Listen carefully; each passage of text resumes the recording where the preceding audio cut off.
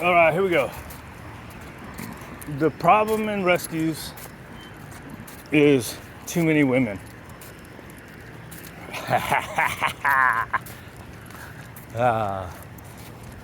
Now, the reason I say that is because women come from the empathetic, loving side, and we need some of that.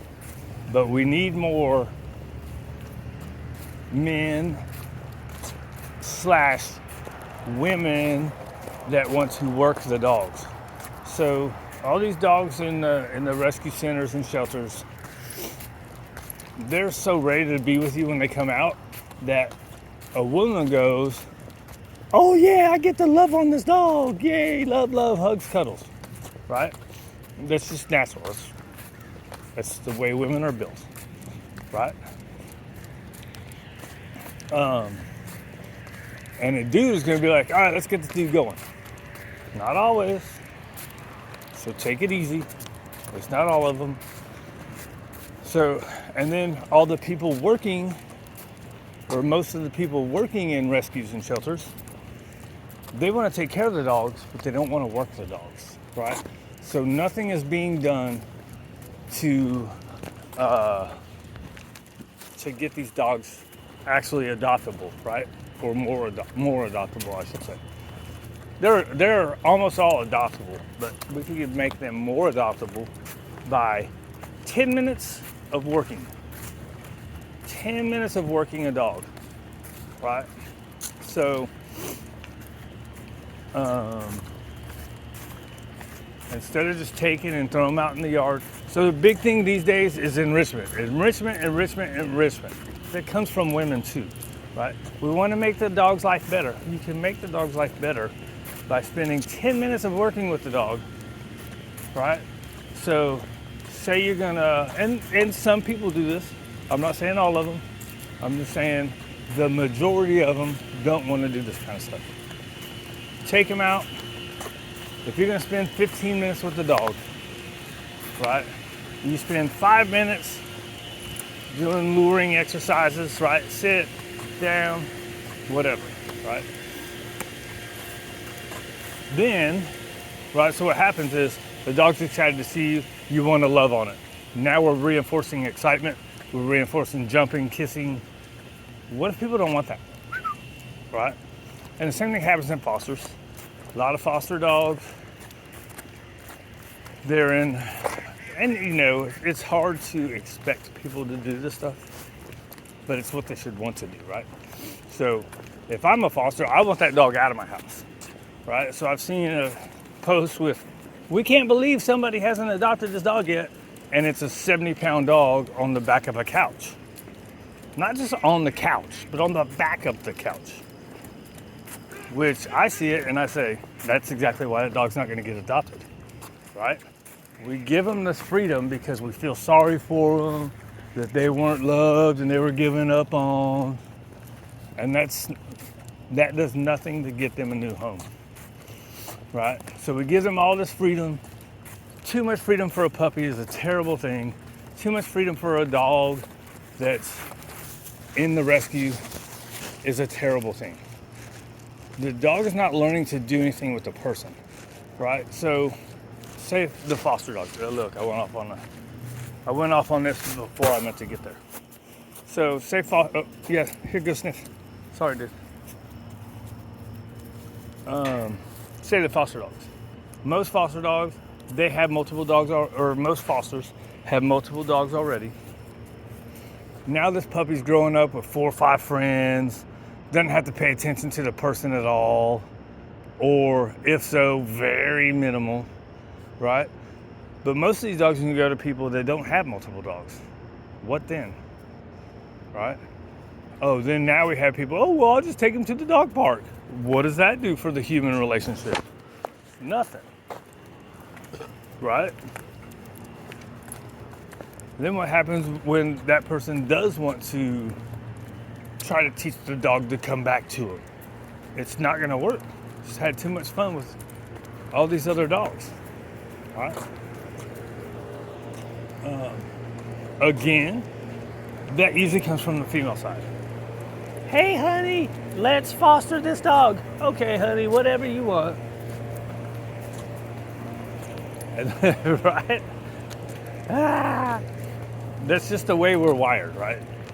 Women are wired to be more loving and empathetic, right? And then men are more wired to, say, play and work, right? And of course, you guys just all need to simmer down. It's not everybody. Some women are more on the work side, and the dudes are like, I just want to play fetch. And the women actually, but that's not the typical. So just settle down.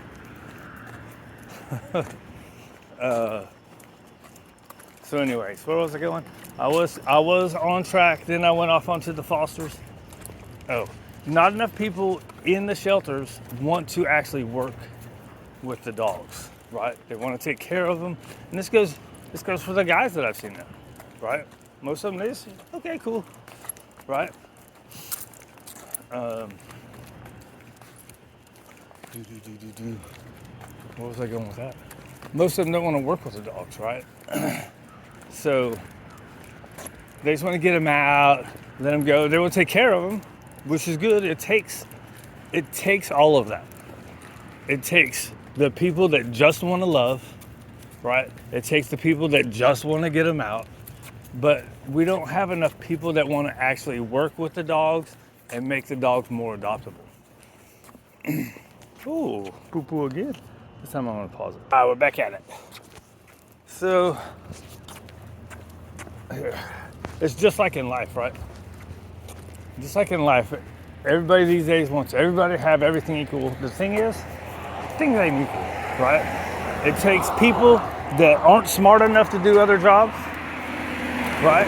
They can't do those jobs because they're not smart enough or not talented enough, right? But it takes them doing whatever they are good at, right? So it takes, some people are going to get stuck in jobs that they hate for all of their life, but they're going to do it because they have to pay the bills, right? Some people love doing those kind of crappy jobs, right? I've been lucky enough to my mentality has always been that whatever I'm doing, I'm going to love it for that moment, right? So, as in, I've never really thought something, well, I did, I thought chefing, and then now, that this was gonna be forever.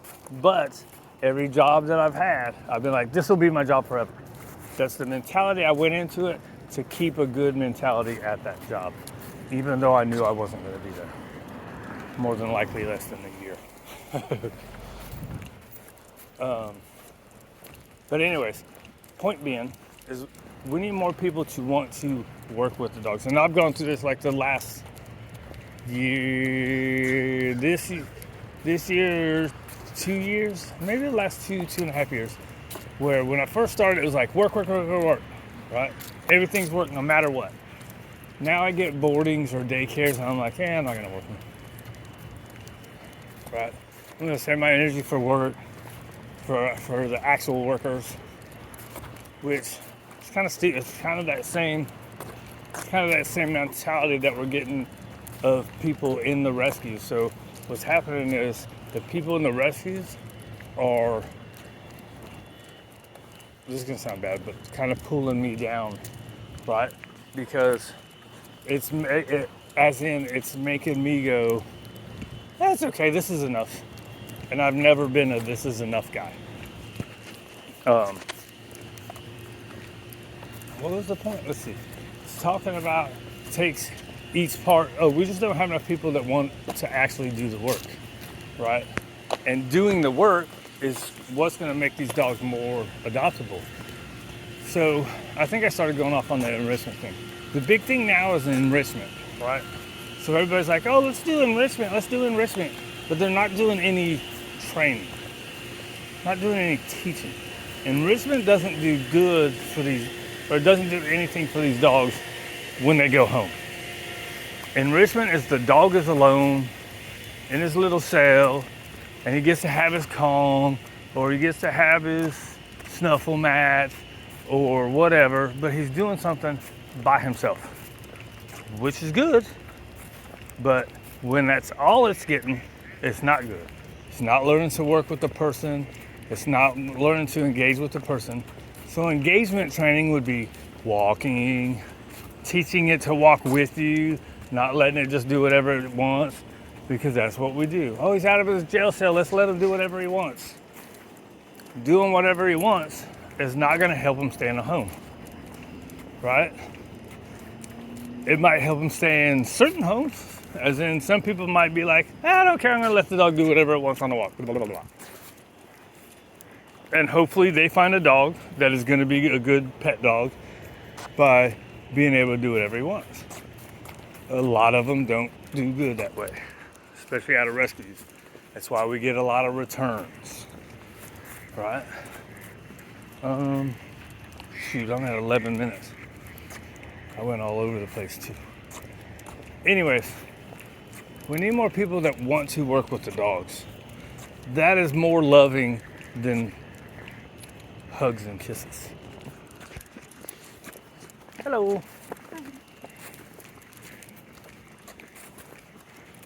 Hey, I think that's the lady that's usually over by me sometimes.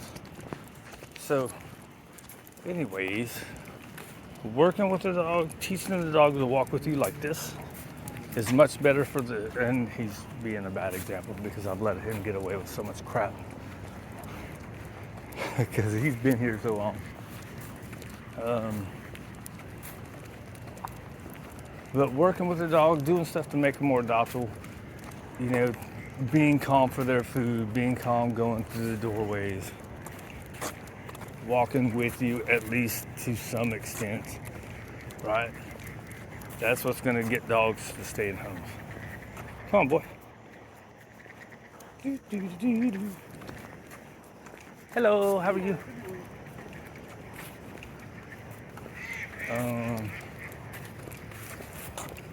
So anyways, you do kind of need a sniff break. I do need to get your poop out of my pocket. Actually, it hasn't been that long for a sniff break anyways. But we'll get you one. Okay.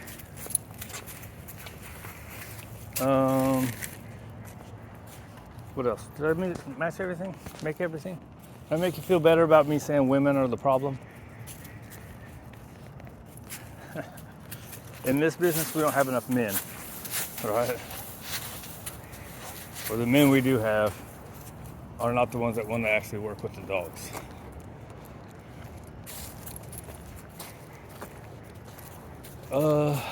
Anyway, let's get out of here. 13 minutes. I went off on a bunch of tangents. You know why? Because I erased one. I talked about it earlier, which usually for most people, you start your talk, you can figure out what you're gonna say. Not me, it messes me up. Makes me go on more tangents. And then I started one, then I didn't like it. I could tell I didn't like it, so I erased it. And this one is worse. So this is my third talk about this, and it got worse each time. There you have it. That's me. Cuckoo for talkie puffs.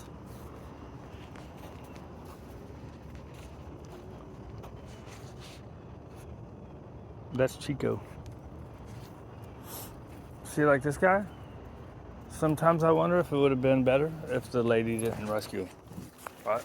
I mean, luckily he found the lady, right? Or the lady found him.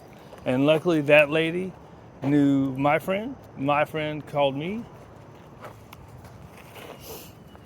And because he was at another place before and he had to get out. And so me, I don't care about money coming in. I don't care about the next dog, right? So I've had to pass up on a lot of stuff because this guy's here. But this dog is here, so I got to take care of him. With any luck, we'll have him somewhere soon. But if he wasn't with me, dude, who knows? He'd probably have to be put in a sanctuary, right? He's not that bad of a dog. He's just got a couple little issues. But and I can't work through it because of my environment. I don't want to do what would make him worse, right? So there's only a couple situations that he's not cool with. But mostly he's a really good dude. You wanna go this way? Let's go this way. But he got lucky, right? He's 10 years old now. He's been with me for almost a year. I should have done better for him. But I can give him 2 hours a day, right? Most people ain't gonna give this dude 2 hours a day. Or most places, I should say. He's gonna be in his little jail cell. He's gonna go outside. They're gonna give him some enrichments. This guy gets 2 hours of walking, working, playing. Right? I just can't work on the thing that he needs.